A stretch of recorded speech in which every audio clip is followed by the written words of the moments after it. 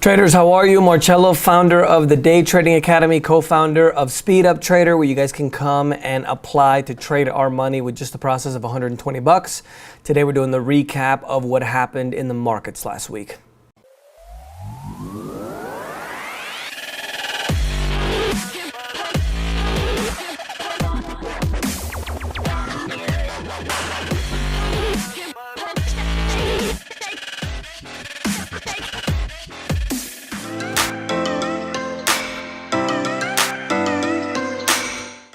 Super excited. I'm here in the beautiful city of Medellin, Colombia. If you guys haven't visited Colombia, I know that it still has a bad rap.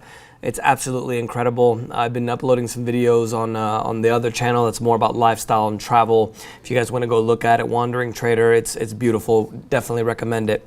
Overall this week, the main index in the United States, the Dow, fell back 0.1%, ending a 9-week winning streak that still managed to remain above 26,000. So it went down, but it ended kind of a 9-week run. Let's put it that way.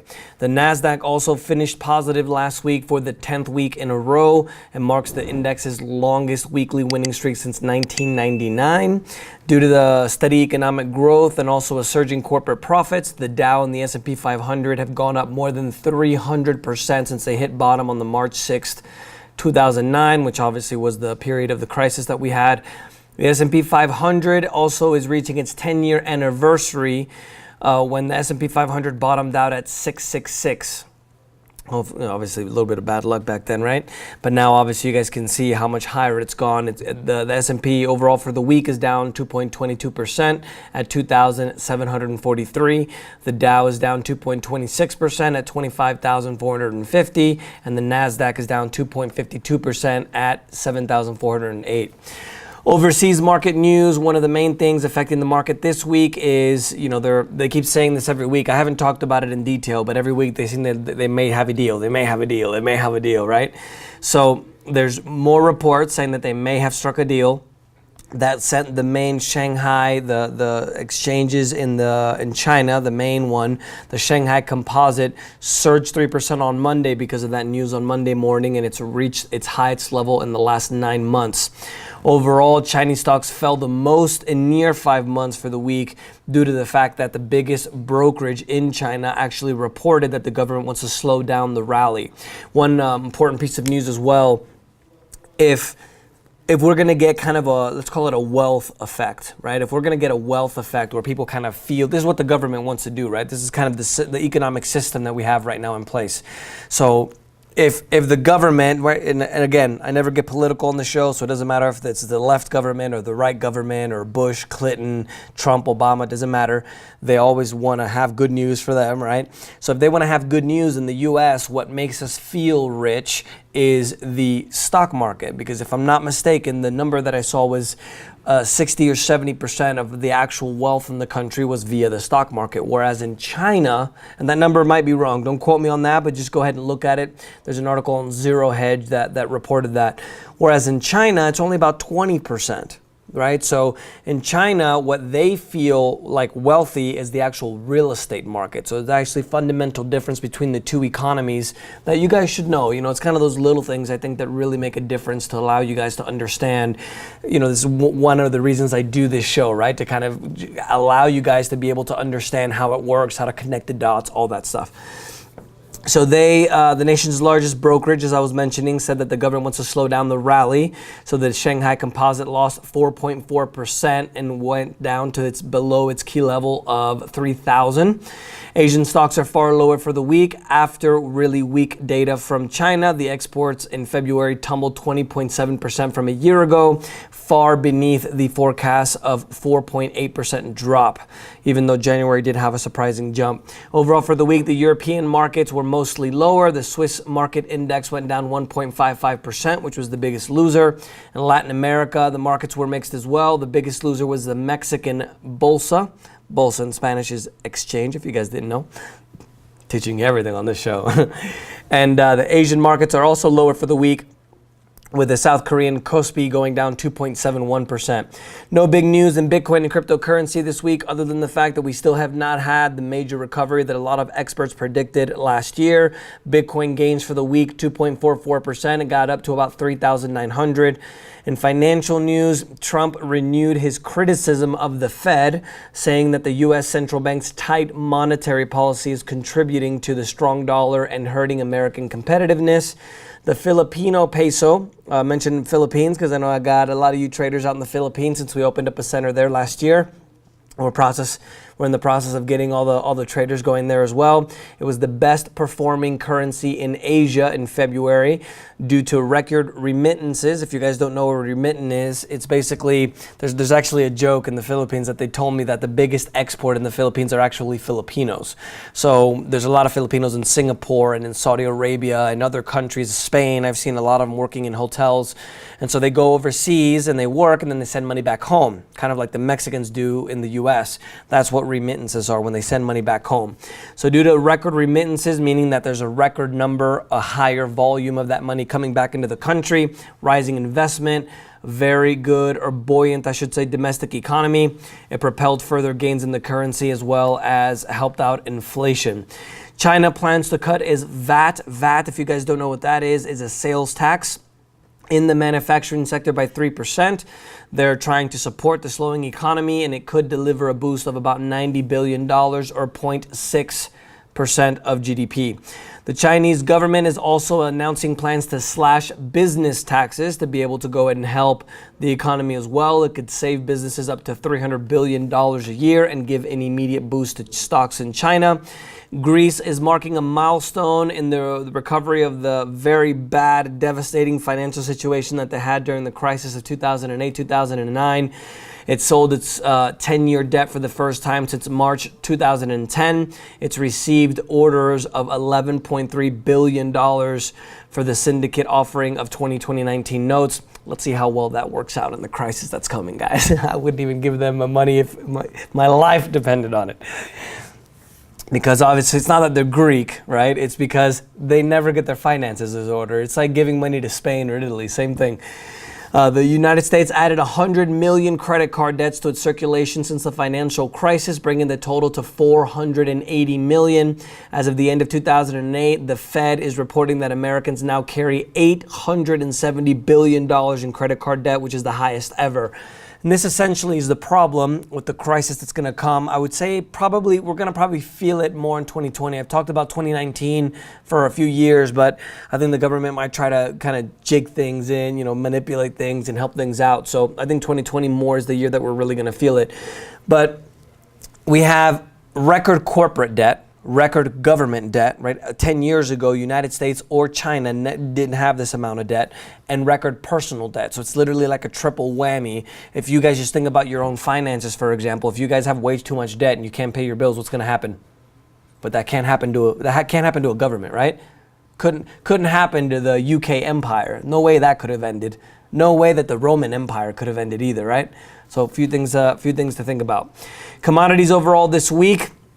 U.S. crude went up by 0.48% to 56.07. International Brent went up 1.03% to 65.74. Crude prices have rallied 25% for the year due to Russia and OPEC offsetting global supply, and also the U.S. sanctions that apply to Iran and Venezuela, and also the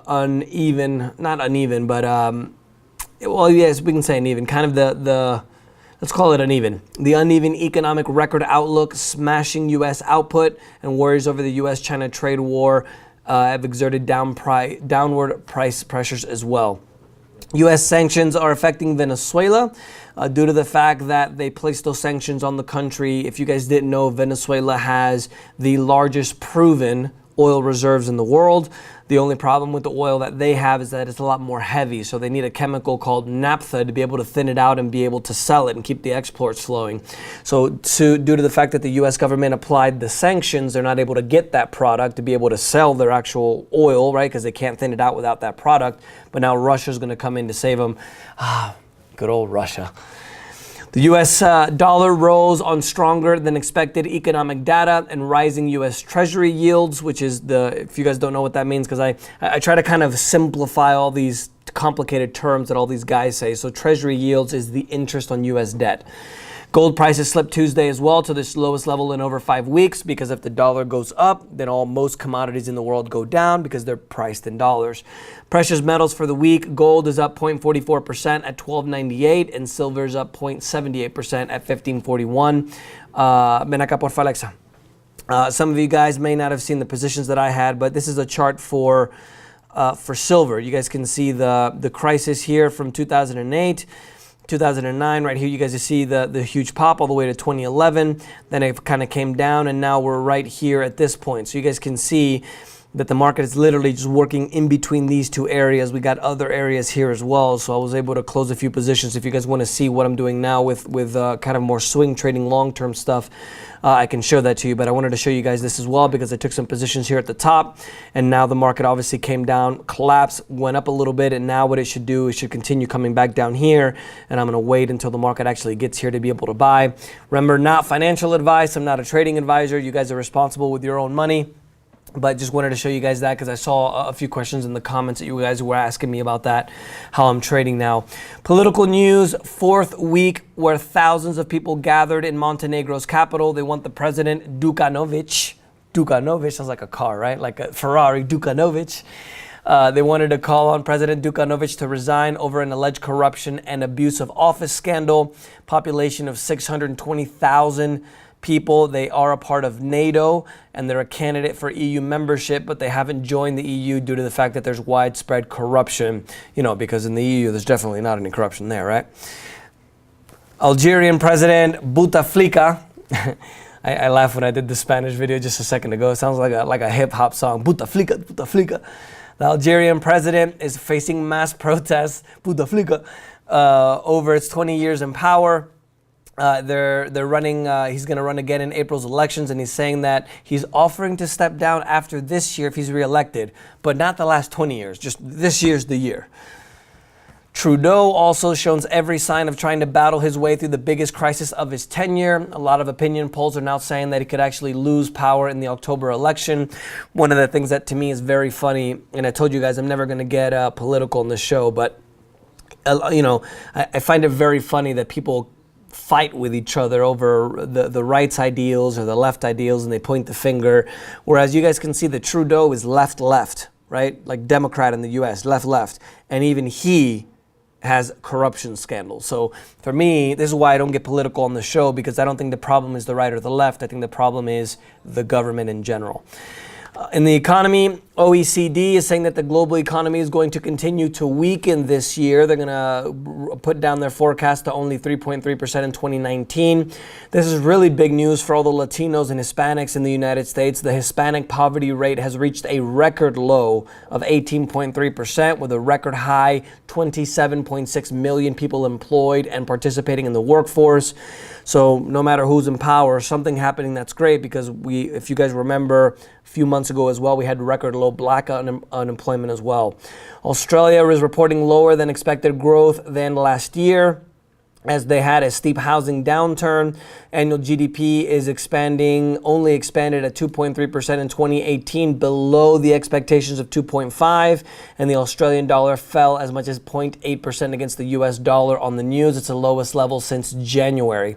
In corporate news, March 14th, which is this week on Thursday, Tesla is going to unveil its latest vehicle. Since he got in trouble with the law and the SEC, obviously, now he's just going to give another piece of news to bounce that stock up, right, Elon? Got your back. He's going to announce it in LA on March 14th, so he'll probably show it online as well if you guys want to do that. I know I'm gonna check it out. The Model X is still, for me, amazing. The electric SUV is going to cost about 10% more than Tesla's cheapest vehicle, which is the Model 3 sedan, and it's actually going to be on the same platform as well. Humans have entered the SpaceX Crew Dragon while in orbit for the first time, just hours after the commercial spacecraft docked at the ISS, the International Space Station. It's the first U.S.-built and manned craft since 2011. In investment news, Malaysia plans to halt expansion of the oil palm plantations this year to dispel the oil's reputations as a driver of deforestation. This is actually a very big topic. If you guys care about the environment, one of the things that happens, if I'm not mistaken, the biggest producer or exporter of palm oil is actually Indonesia. So Indonesia has quite a big rainforest, Malaysia as well. So if you guys want to actually support the government, look at the ingredients of the things that you're buying. And if it has palm oil, don't buy it, because it is actually supporting the cut down of the rainforest. And also then they put the palm trees up to be able to produce the palm tree oil. Other than that, Malaysia is the second largest producer. It's going to cap the area at about 6 million acres. Last year, it was 5.85 million acres. UK Prime Minister May is setting out plans to put in £1.6 billion of funding to help economic growth in poor areas of the UK. Critics are saying that basically this is just a way to give a handout to Labour lawmakers so they can get behind her Brexit agreement. Italy is planning to sign a memorandum of understanding to become part of the China's Belt and Road Initiative program by the end of March, making the first endorsement of a G7 nation. 3% tax revenue in France on the internet companies could yield up to $566 million a year, according to the French finance minister, Bruno Le Maire. I'm sure that Google, Amazon, Facebook, and Apple will all be saying, "This is bullshit. This is too much taxes for our company." But at the end of the day, they want to be able to target these companies to increase revenue. That's part of what the Yellow Vest riots have been about. You know, they keep raising and raising taxes. Huawei is preparing to file a lawsuit in Texas against the U.S. government for banning federal agencies from using its company's products. And a coalition of billionaires led by Bill Gates is behind Starbucks.